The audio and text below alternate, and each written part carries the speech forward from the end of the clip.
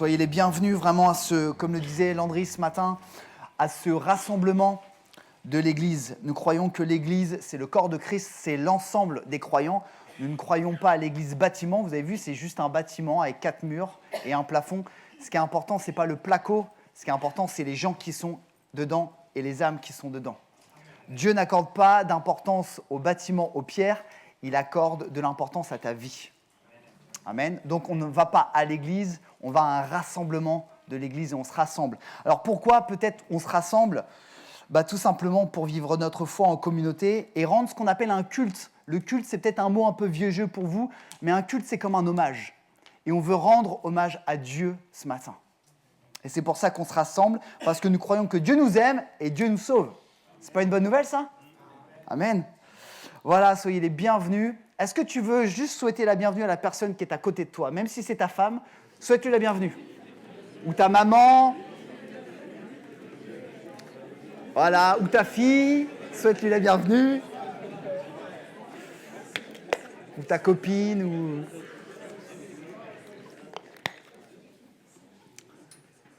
Voilà, c'est important qu'on se sente à l'aise. Vous vous sentez à l'aise ce matin ? C'est vraiment important, parce que quand on est à l'aise, notre cœur est ouvert. Si notre cœur est fermé, Dieu ne peut pas nous parler. Et c'est vraiment important.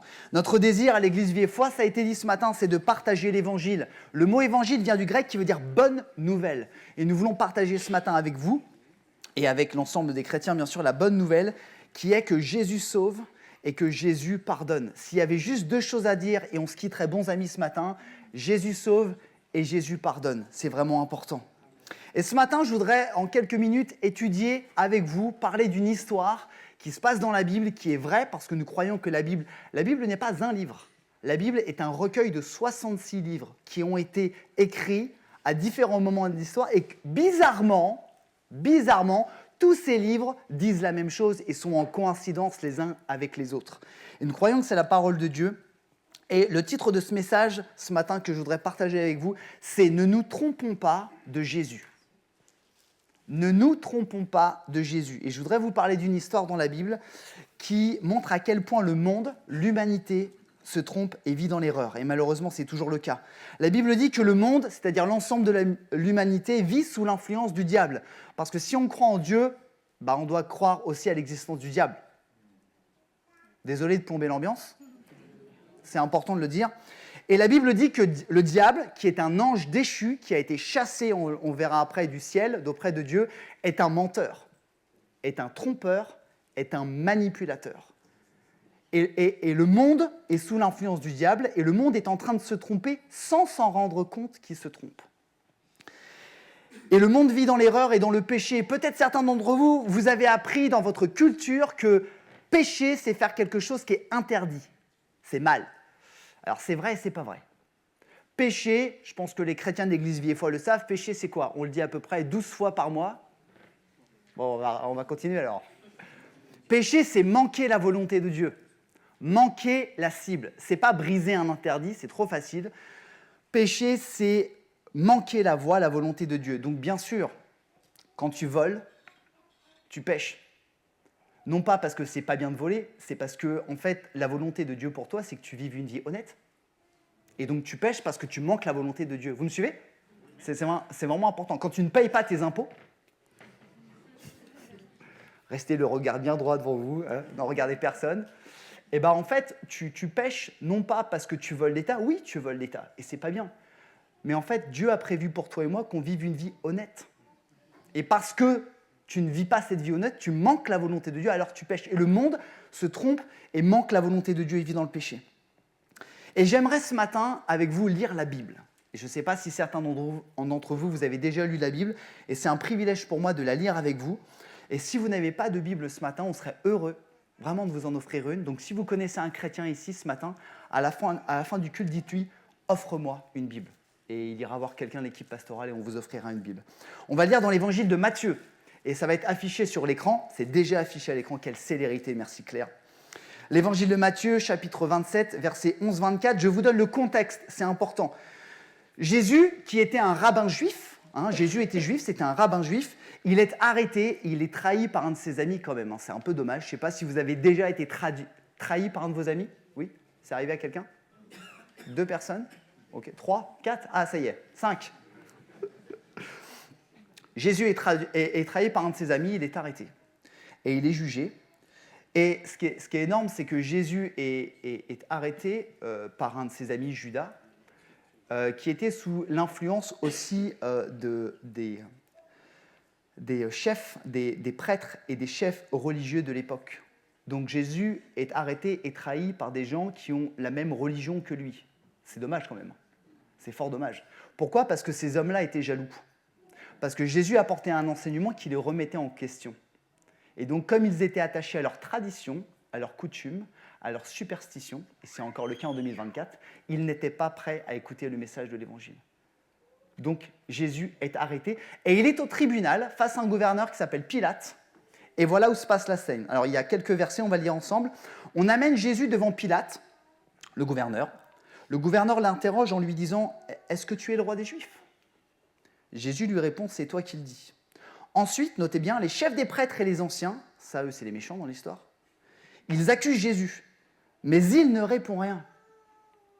Alors Pilate lui dit, tu n'entends pas tout ce qu'ils disent contre toi. Mais Jésus ne donne aucune réponse à ce qu'ils disent, et le gouverneur est très étonné. À chaque fête de la Pâque, le gouverneur a l'habitude de libérer un prisonnier, celui que la foule veut. À ce moment-là, il y a un prisonnier célèbre. Il s'appelle Jésus Barabbas. Les gens se sont rassemblés et Pilate leur demande « Je vais vous libérer un prisonnier, comme à chaque Pâque. Qui voulez-vous? Jésus Barabbas ou Jésus qu'on appelle Messie ?» En effet, Pilate sait très bien qu'ils lui ont livré Jésus par jalousie. Pendant que Pilate est assis au tribunal, sa femme envoie quelqu'un pour lui dire « Ne t'occupe pas de l'affaire de cet homme innocent. Cette nuit, dans un rêve, j'ai beaucoup souffert, ou si vous voulez, j'ai beaucoup été troublé à cause de lui. » Les chefs des prêtres et les anciens poussent la foule à demander Barabbas et à faire mourir Jésus. Le gouverneur leur dit « Je vais vous libérer un prisonnier, lequel des deux voulez-vous » Ils répondent « Barabbas !» Pilate leur demande « Mais qu'est-ce que je vais donc faire de Jésus qu'on appelle le Messie ?» Tout le monde répond « Cloue-le sur une croix. » Pilate leur dit « Qu'est-ce qu'il a donc fait de mal ?»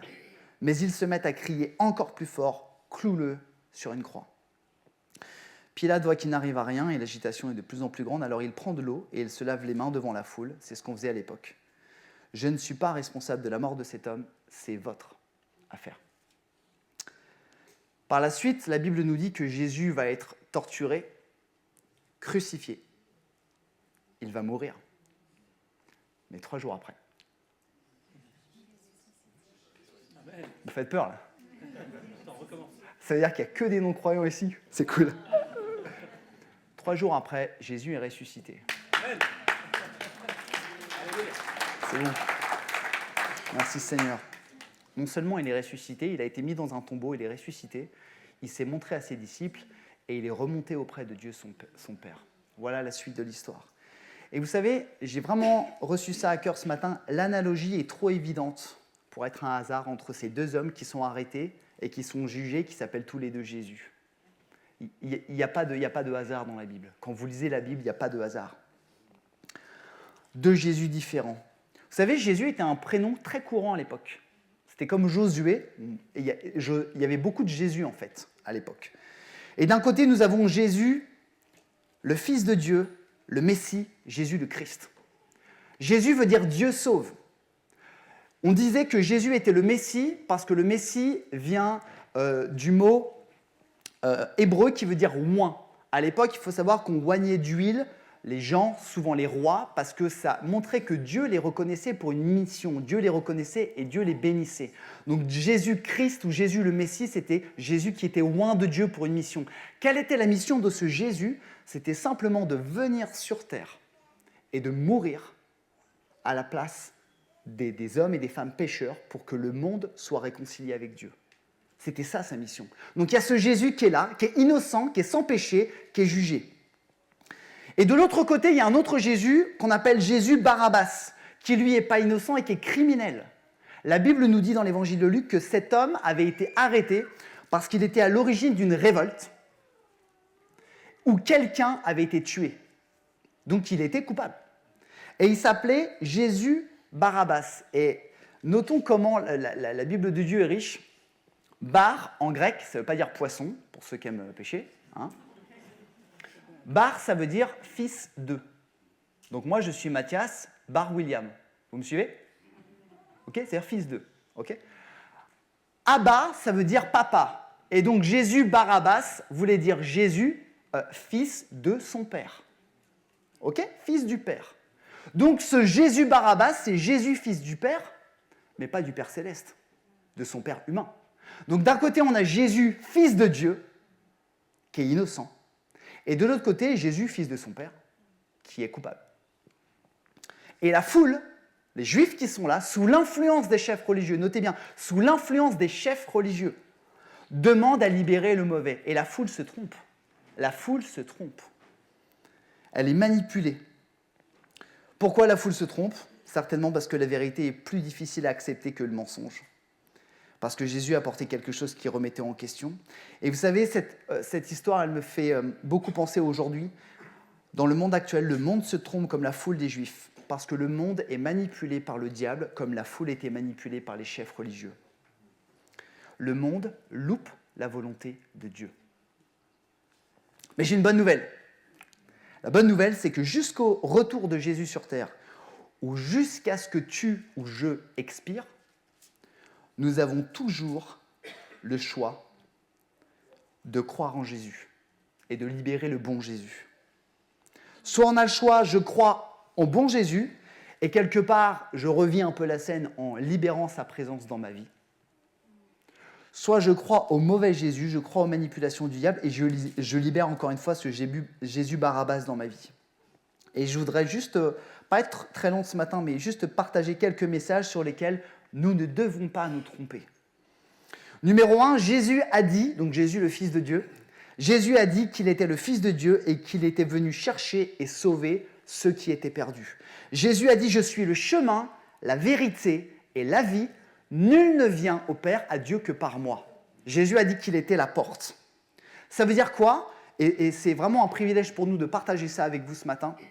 C'est que nous croyons ce que la Bible, elle dit. Et elle dit que Jésus, il est mort sur une croix pour te, pour me, pour la pardonner de ses péchés et te, et me, et le, et la réconcilier avec Dieu. C'est le message central de la Bible. La Bible dit qu'au commencement, est-ce que vous connaissez le premier nom de l'homme et de la femme? Hein? Michel et Josiane? Excusez-moi s'il y a un Michel et une Josiane. Adam et? Ok, Adam et Ève. La Bible dit que Adam et Ève ont été créés parfaits, qu'ils étaient en communion avec Dieu. La Bible dit qu'ils ont été manipulés par Satan. Et ils se sont détournés, ils ont désobéi à Dieu. Et parce qu'ils ont désobéi à Dieu, ils ont péché. Ils ont été séparés de Dieu. Et la Bible dit, si tu es séparé de Dieu, le châtiment, c'est la mort. Mais parce que Dieu nous aime et il nous donne encore une autre chance, Jésus a dit, je vais envoyer quelqu'un sur terre pour leur donner encore une autre chance. Et ce Jésus, c'est encore une autre chance que toi et moi, malgré tous les péchés que tu as faits et que tu feras. Qui a beaucoup de péchés dans sa vie? Ok. Vous savez quoi? Jésus les couvre tous. Jésus couvre tous tes péchés. Et je tiens à le dire, Jésus couvre tous tes péchés passés, présents et à venir. Parce que c'est un mensonge de croire que parce que tu es chrétien, tu deviendras parfait. Qui va pécher demain? Il y a 3 honnêtes au fond de la salle qui disent « Moi !» Tous les autres « Ouais, non, pas moi. » Bien sûr, on essaiera de ne pas pécher, mais on reste humain, bien évidemment. Lisons ce passage, je ne sais pas si je l'ai mis clair, Romains 8, 3. Oui, c'est important pour qu'on puisse comprendre ça. Dieu a envoyé son propre Fils avec une nature semblable à celle des hommes, pécheurs, et pour régler le problème du péché, pour régler le problème de mon péché, il a exécuté sur cet homme, sur son Fils, la sanction qu'encourt le péché. La Bible, elle dit quoi? Pour que le péché soit pardonné, du sang doit couler. C'est un peu gore quand même. La Bible dit, du sang doit couler pour que le péché soit pardonné. C'est pour ça que les Juifs, à l'époque, sacrifiaient des animaux. Parce que c'était une ordonnance de la loi de Moïse. Mais pour que le péché de l'humanité soit couvert, le sang de Jésus, le Fils de Dieu, a coulé. Et c'est ça. C'est ce que Jésus nous dit et c'est ce que Jésus veut te dire ce matin. Ça, c'est le Jésus. Mais le Jésus Barabbas, le Satan, qu'est-ce qu'il nous dit? A-t-on des preuves scientifiques que Jésus a vraiment existé? A-t-on une vidéo YouTube de Jésus avant sa mort, disant qu'il avait vraiment... Est-ce que Jésus a pris rendez-vous chez un notaire pour dire qu'il avait vraiment existé? A-t-on vraiment des preuves sur BFM TV que Jésus a vraiment existé? Ça fait rire, hein, mais le diable nous dit, mais si Jésus n'existait pas, et vous savez quoi? Le doute est l'arme numéro 1 du diable. Le diable a dit à Adam et Ève, mais Dieu a-t-il dit? Donc il sème le doute. Le diable nous fait croire que Dieu et que Jésus n'existent pas, voire pire. Il nous fait croire que Dieu existe peut-être, mais que c'est un Dieu qui est lointain dans une galaxie que nous ne connaissons pas et qu'il est loin de nos préoccupations quotidiennes. Qu'on croit que Dieu n'existe pas ou qu'on croit que Dieu est lointain, c'est un mensonge. Parce que Dieu est notre Père. Dieu est notre Abba. Et il y a des papas ici? Qui est papa? Ok? Si vous avez des enfants, vous aimez être proche d'eux. C'est la même chose avec Dieu. C'est la même chose avec Dieu. Le diable nous susurre, Dieu n'existe pas et le seul Dieu dans ta vie, c'est toi. Vous avez entendu ça? J'ai parlé avec des collègues dans mon travail qui ils lisaient un bouquin. Mon collègue me fait « toi Mathias, t'es croyant, c'est bien, mais j'ai lu un nouveau... » Alors je crois que c'est la doctrine du New Age qui dit « Mais en fait, Dieu est présent en chacun de nous et Dieu, en fait, c'est nous à l'intérieur de nous. Et nous avons les forces, je ne sais plus, c'est les forces cosmiques ou un machin truc de... » Enfin voilà, c'est un truc un peu perché. Et du coup, en fait, c'est quoi? C'est le diable qui nous fait croire qu'en fait, non, le seul Dieu dans ta vie, c'est toi. C'est toi. Non, c'est une erreur, la Bible dit. Deuxième chose, Jésus nous dit, Jésus me dit ce matin, recherche le royaume de Dieu et opte pour une dimension éternelle de la vie. Regarde après ta retraite. Ok, la retraite.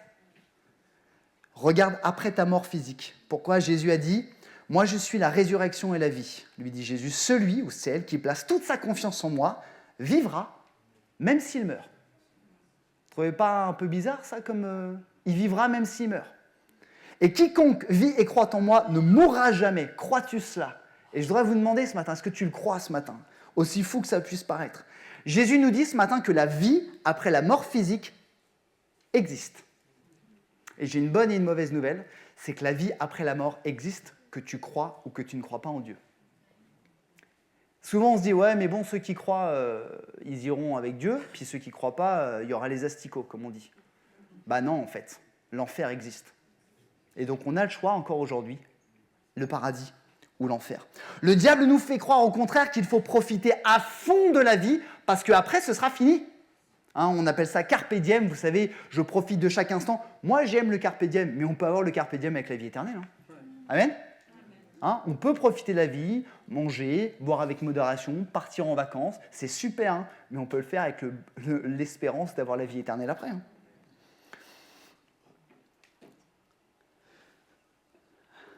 Jésus nous dit,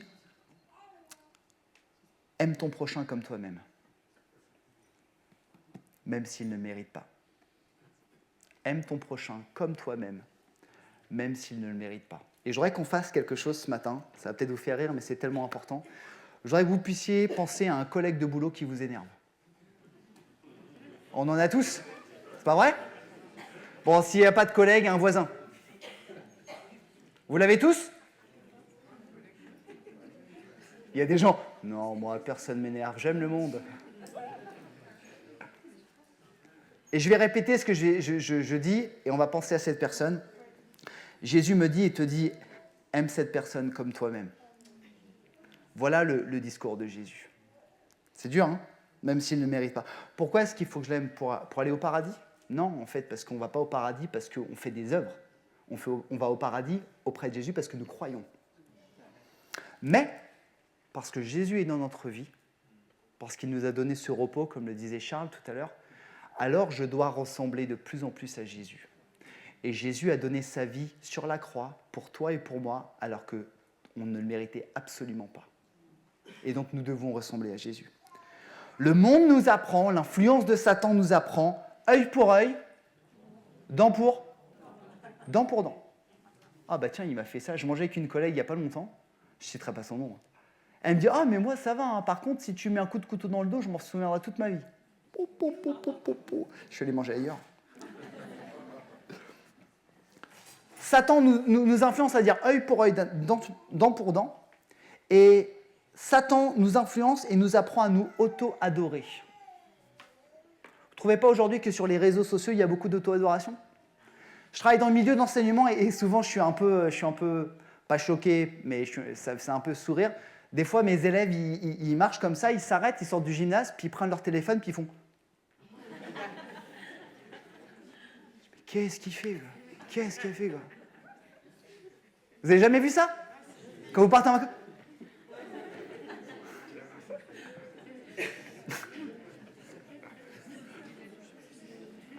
Vous priez pour mes élèves, hein ? Non, c'est pas elle. Alléluia. Non, mais ça nous fait sourire, mais revenons un peu à la Bible. Avez-vous remarqué que l'auto-adoration, c'est ce qui a créé la chute du diable ? Rappelons-nous que le diable était un ange très élevé. Il était un des anges, voire l'ange le plus important. Et parce qu'il a voulu par orgueil s'élever aussi haut que Dieu, il a été chassé du ciel. Et aujourd'hui, on est dans un monde où on nous encourage à nous auto-adorer. Moi d'abord, moi je, ma photo, mon réseau social, mon CV, mes performances. Alors que Jésus nous demande d'être dans l'humilité. Dans tout ce que nous faisons aujourd'hui, en tout cas, dans tout ce que nous voyons dans la société, le monde se trompe, loupe la volonté de Dieu et ne va pas en s'améliorant. Je voudrais relativiser quand même, parce que peut-être certains d'entre vous, vous pensez, ouais, mais il y a beaucoup de négatifs. Il y a des belles choses dans le monde, il y a des gens extraordinaires, des gens qui ne croient pas en Dieu, qui sont super, bien sûr. Mais quand on regarde ce qui se passe dans le monde, il n'y a pas besoin d'être croyant pour dire que le monde va mal. On est d'accord avec ça ? Et ça, c'est la faute de l'homme, ce n'est pas la faute de Dieu. Souvent, on dit, je ne l'ai pas noté, oui, mais si Dieu existait, il n'y aurait pas ça, il n'y aurait pas ça, il n'y aurait pas ça. Qui l'a déjà entendu ? Tous les jours, hein ? Ok. On n'a pas besoin de répondre des choses comme ça ou essayer d'avoir raison. Moi, je pense juste la chose contraire. Si tous les hommes croyaient en Dieu, il n'y aurait pas ça, il n'y aurait pas ça, il n'y aurait pas ça. C'est la même chose. Et cela ressemble beaucoup à cette scène qui s'est passée dans cette histoire du jugement de Jésus. Il y a deux Jésus.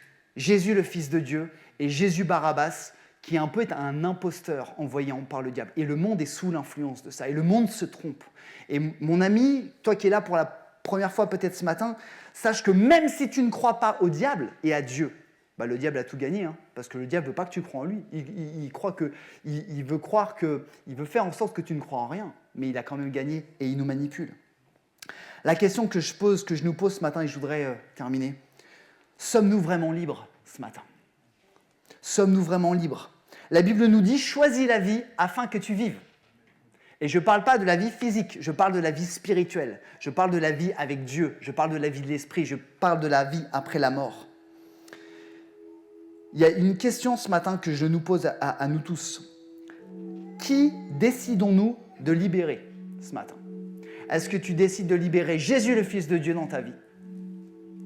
Ou est-ce que tu décides de faire comme la foule, comme tout le monde, de libérer Jésus Barabbas ? Et on ne peut pas faire les Suisses ce matin, vous savez, d'être neutre et de dire « Non, mais moi, je ne fais pas de choix. » Parce que le choix est obligatoire. Si tu ne choisis pas Jésus, le Fils de Dieu, tu choisiras l'autre. Le diable veut nous faire croire qu'il peut nous apporter beaucoup de bonheur sur terre. L'argent, la gloire, les loisirs, la réussite. Il n'y a rien de mal à tout ça. Mais tout cela, c'est que du vent. C'est que du vent. Ça va nous apporter un bien-être peut-être passager, temporaire. Je voudrais prendre un exemple ce matin pour terminer, avant qu'on puisse prier. Connaissez-vous ce fameux chef d'entreprise Elon Musk ? Vous connaissez ? D'accord. Je vais juste prendre son exemple. Qu'on soit d'accord ou pas avec ce qui se fait, on n'est pas là pour parler de ça. Il représente quand même une réussite sociale. Brillant chef d'entreprise, il fait des choses, des sociétés, il va dans l'espace, blablabla. Magnifique. Et quand même, il en fait des choses. Hein. Mais la différence entre Elon Musk et toi par rapport à Dieu, à Jésus, ses péchés et la vie éternelle, c'est la même ? On est d'accord ? La différence de son compte en banque et du tien, je pense qu'il y a quelques zéros de différence. Mais la différence de sa valeur et de ta valeur, c'est la même chose. S'il choisit Jésus, il aura le même salut. S'il ne choisit pas Jésus, il aura la même perte. Je lis ce passage dans la Bible, et si un homme parvient à posséder le monde entier, à quoi cela lui sert-il s'il perd sa vie? Et que peut-on donner pour acheter sa vie? Eh bien, j'ai juste vous dire ce matin, je souhaiterais vous dire avec beaucoup d'humilité, on n'a besoin de rien donner, on a juste besoin de croire en Jésus. Parce que Jésus, lui, il a donné sa vie pour que nous puissions avoir la vie éternelle. Je voudrais conclure et je voudrais qu'on puisse vous inviter à la prière, peut-être à un temps de recueillement. Sentez-vous libre ce matin, on peut courber nos fronts ou pas, peu importe. Mais je voudrais nous inviter tous à un temps de recueillement, c'est important ce matin. Et je voudrais donner l'opportunité à chacun. Je tiens à le dire, cette opportunité, chacun est libre de la saisir. Nous sommes dans la liberté. Nous ne voulons que personne se sente contraint. Ce matin, je voudrais donner l'opportunité aux personnes qui sont là, que tu viennes pour la première fois ou pas. Je voudrais t'offrir l'opportunité ce matin d'accepter et de libérer le vrai Jésus dans ta vie. Je voudrais te donner cette opportunité. Et je suis heureux d'avoir le privilège de te donner cette opportunité. Ça ne vient pas de moi, ça vient de Dieu ce matin. Je voudrais te donner l'opportunité. J'espère que ce ne sera pas la seule. Peut-être, j'espère que tu en auras beaucoup d'autres, mais je ne sais pas. Je voudrais te donner l'opportunité d'accepter Jésus ce matin.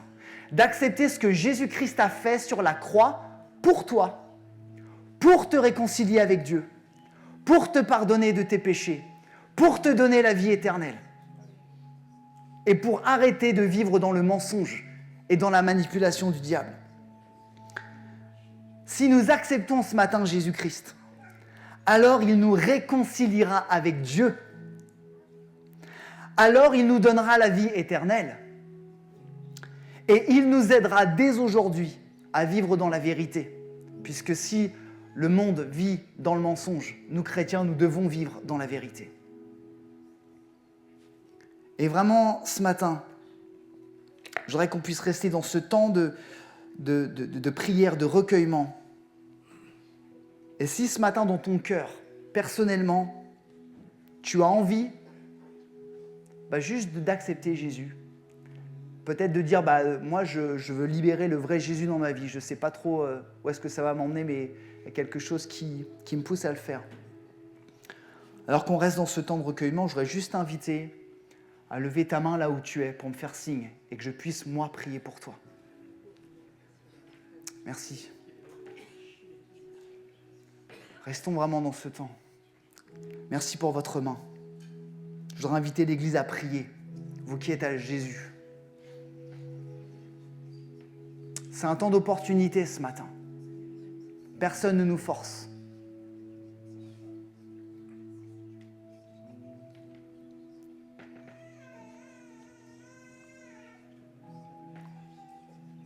Merci Seigneur.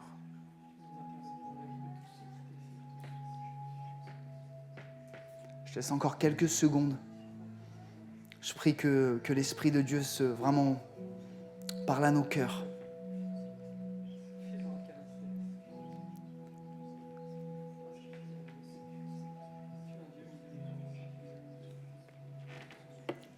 Je voudrais prier pour l'Assemblée et prier aussi pour les personnes qui ont levé leurs mains, qui ont le courage de lever leurs mains. Et je voudrais inviter l'Assemblée, si vous voulez bien vous lever avec moi pour qu'on puisse prier ensemble, dans la liberté.